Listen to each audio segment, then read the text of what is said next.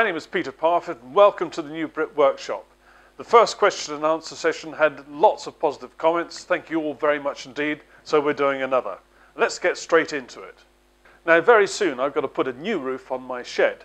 The shed was built 26 years ago and the roof has been on since then. And so it's done a pretty good job. And I'm going to use exactly the same techniques to replace it. And I'm going to make a video about it because it's a very good cost-effective way of either replacing an old felt roof or putting a decent roof on a shed. So watch this space. I'm just putting the finishing touches to the second coat of Osmo Poly-X on these miniature bookcases. These are designed for some children's books. I'll show you a picture of the finished job just here. And I wanted a durable finish, and so Poly-X, well, it's my first choice now for anything that goes inside the house, but it is particularly durable. And for something that's going inside a child's bedroom where you might end up with a dirty cup or something being put down on them, then this is perfect. Now, I apply my Poly-X in a slightly different way than the recommended way. I brush it on and then wipe it off with a cloth, a lint-free cloth. And I usually do that with just 2 coats. But because I want these to be just a little bit slightly better sheen, I'm applying a 3rd coat, and I'll do tomorrow. And you'll find that that sheen it's a beautiful sort of luster, really. If you want a shiny, sort of glossy finish, then don't use Poly-X. But if you like the sort of satin, oiled sheen, then this is perfect. And it's a look which I like, particularly on really nice wood, because it does show up the grain, it shows up the detail. And this lace wood here, I think looks absolutely beautiful with Poly-X on it. And they were dead easy to make because I used domino joints between the horizontal and the vertical pieces. And it really is a very simple and very effective construction technique. But I didn't have enough solid walnut to do the whole of the back. And so I used solid walnut for the top because the top shows. But then for the rest of this field here, which you only really see when books are removed, I used 6mm MDF, which I then covered in walnut veneer. And I'd not really done a lot of veneering before, not in recent years anyway. And I've got no vacuum press or anything like that, and I was a bit worried. So the way I went about it was dead simple. I mixed up some glue, which is Cascamite, and I put into the Cascamite a little bit of my powdered wood filler, which I'm trying to use up now because I now use the far superior Osmo pre-mixed wood fillers for all my filling tasks. So I used a dash of that in with the Cascamite, and that way when you apply the veneer, if there are any tiny cracks in the veneer and some of the glue oozes out, it's going to be almost the same color as the walnut. So I applied the glue, put the veneer on both sides, and then squeezed out the air using this old roller, and then I clamped it up using the clamps on the MFT3, and I'll show you the picture of that now. So that was that, problem solved. Now, have you ever struggled trying to remove a post from the ground? It's particularly bad when you have sort of clay soil because you get this sort of hydraulic suction effect which doesn't allow the post to come out. I was at a friend's house the other day and he had concreted into the ground a socket into which you put your washing line, the steel washing line. But for some reason the washing line pole in the socket just wouldn't come out. And so we both struggled trying to do it. And I've got a particularly bad back, so I couldn't put a lot of effort into it. So I showed him this technique, and between the two of us, we did it in absolutely no time at all. You take a piece of rope, and I'm just using a piece of cord for this demonstration, and you need to have enough to go around the post and then have some spare. So what you do is you take the cord and you start wrapping it round nice and symmetrically, evenly, like so. And when you get near the top, you would then tie a knot in it, quite a nice tight knot, like so. And if my cord were just a little bit longer, so I had some up here, I could then do the full demonstration, but it's not necessary. What I'm now showing you is how this weaving action is providing a very secure grip on the post, because as I pull upwards, so these pieces of rope are stretching upwards and stretching tighter around the post, and so it will not slip no matter how smooth, and this is quite a smooth piece of dowel here, no matter how smooth it is, that will not move. And if you've got enough, so you've got a loop up here, or you can create a pair of loops, you can get your hands on it and pull. And unfortunately, when I took out this pole for my friend, for his washing line, we didn't film it. I really wish we had. But you can use this technique on round or rectangular, square posts, and it really does work. And if you've got a huge post and you're using a machine to get it out, and I've removed a 6-inch square oak post which went 4 feet into the ground using this technique, you use obviously some pretty thick rope, and you make sure it goes up, you tie your knot, and then you've got some left over at the top. And I had a JCB which I then attached the rope to the bucket of the JCB and lifted, and it came out a treat, and that rope did not slip.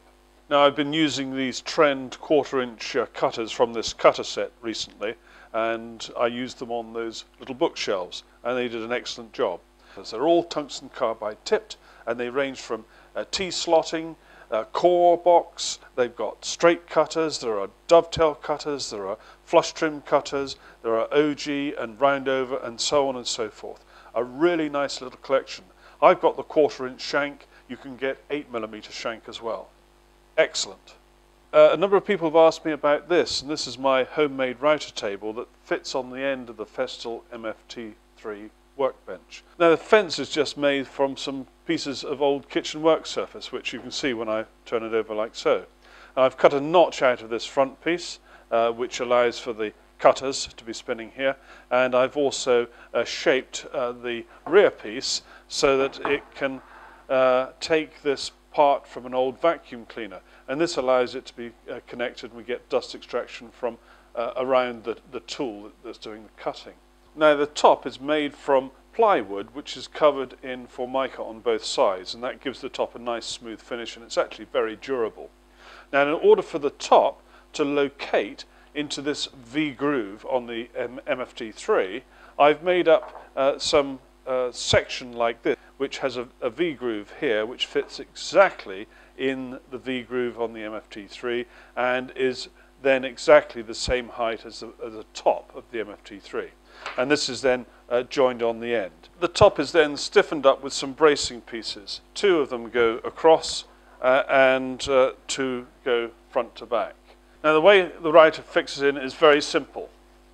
I've routed out a recess which takes the router base, but I've made sure that it still leaves at least 6 or 7mm of the material on the top itself. I've cut these channels which take these guide rods which are on the router, so that when this fits down in, the guide rods fit into those channels. And there are some extra pieces here which give a little bit of extra stiffening around where the router goes. And I'll now just put the router back in, like so. And then I have these 2 fixing brackets which go on, which are screwed in place using machine screws and machine screw inserts which are in the top. And that then firmly holds everything in place. Now, if you're going to make something like this, make sure that the router is firmly fixed to the top, because the very last thing you want is a router going at 28,000 RPM with a cutter in it chasing you around the workshop. Now, when we fix this on the end of the MFT3, we're taking advantage of the V groove on the MFT3. Also, we take advantage of the channel which is in the end moulding of the MFT3, because that will take the head of bolts, one at this end and one at the other end, and these bolts are then tightened up in that channel using a wing nut. And then we've got cross braces, and there are 2 of them, one here, one at the other end, and they're just screwed in place here, and there's a little circular cutout, a fraction greater diameter than the cross brace on the legs of the MFT3, and that's it. Now, I have had quite a few questions about my Capex workstation. The Capex, incidentally, is a super duper miter saw, and I really recommend it. I will get around to reviewing it one day.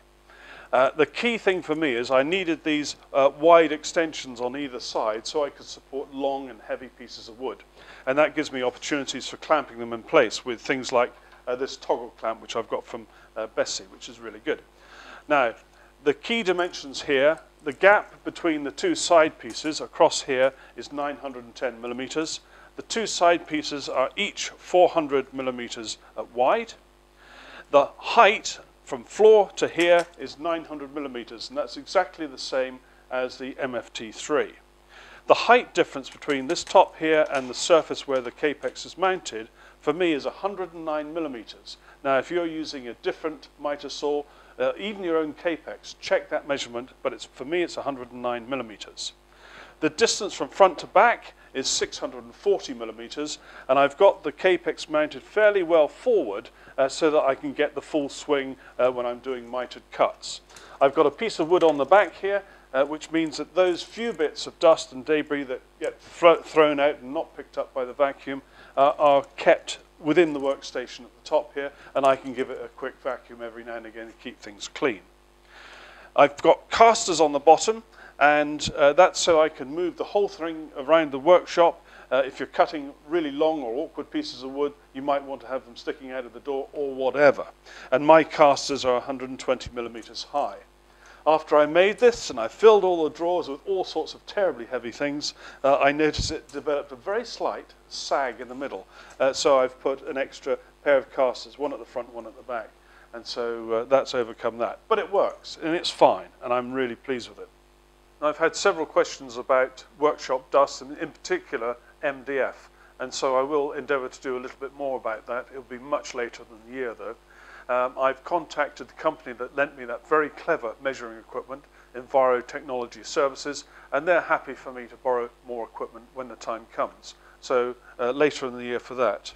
I did the review of the CAM wireless microphone system, which I'm using now, and in that review, unknown to me, it was in mono, and that was because the cable which I used, my own cable, was the incorrect cable to fit in my camera.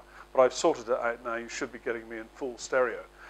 Needless to say, the CAM wireless mic is brilliant, and I'm really pleased with it.